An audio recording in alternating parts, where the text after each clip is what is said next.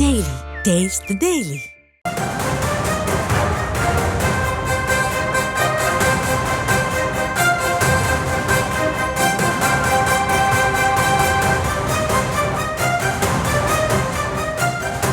பீகாரில் செயல்படுத்தப்படும் சிறப்பு வாக்காளர் திருத்த பணி நாடு முழுவதும் அமல்படுத்தப்படுவதாக இந்திய தேர்தல் ஆணையம் அறிவிப்பு வெளியிட்டிருக்கிறது. இது தொடர்பான விவரங்களோடு இணைகிறார் எமது செய்தியாளர் மதியழகன். மதியழகன் வணக்கம். தற்போது இந்திய தேர்தல் ஆணையம் இந்த அறிவிப்பை வெளியிட்டிருக்கு. இது தொடர்பான விவரம்.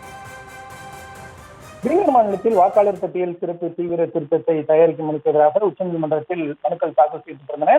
இந்த மனுக்கள் நீதிபதி சுதான்சு துலியா தலைமையிலான அமர்வில் விசாரணை நடைபெற்று வருகிறது.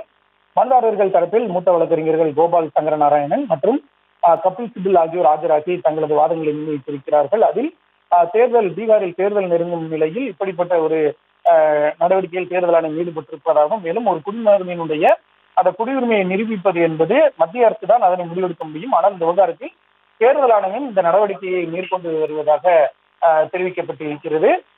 மேலும் தேர்தல் நெருங்கும் வேளையில் இது போன்ற ஒரு நடவடிக்கை எடுப்பதால் குழப்பம் ஏற்படும் என்றும் தெரிவிக்கப்பட்டது. இந்த நிலையில் நீதிபதிகளை பொறுத்தவரை தேர்தல் நேரத்தில் இது போன்ற ஒரு பணிகளை ஏன் மேற்கொள்ள வேண்டும், தேர்தல் இல்லாத சமயங்களில் இந்த நடவடிக்கையை மேற்கொள்ளாமல் என நீதிபதிகள் கேள்வி எழுப்பியிருந்தார்கள். அதற்கும் தேர்தல் ஆணையம் தரப்பில் பதிலானது வைக்கப்பட்டது. குறிப்பாக இந்த விவகாரத்தில் அதாவது ஆதார் அட்டையை குடியுரிமை ஆவணமாக ஏற்க முடியாது என்றும் இந்த வழக்கு விசாரணையின் பொழுது தேர்தல் ஆணையம் திட்டவட்டமாக தெரிவித்திருக்கிறது. மேலும் வாக்களிப்பதற்கு ஒரு இந்திய குடிமகனாக இருக்க வேண்டும் என்றுதான் மக்கள் பிரதிநிதித்துவ சட்டம் கூறுவதாகவும் தேர்தல் ஆணையம் தரப்பில் தெரிவிக்கப்பட்டுள்ளது.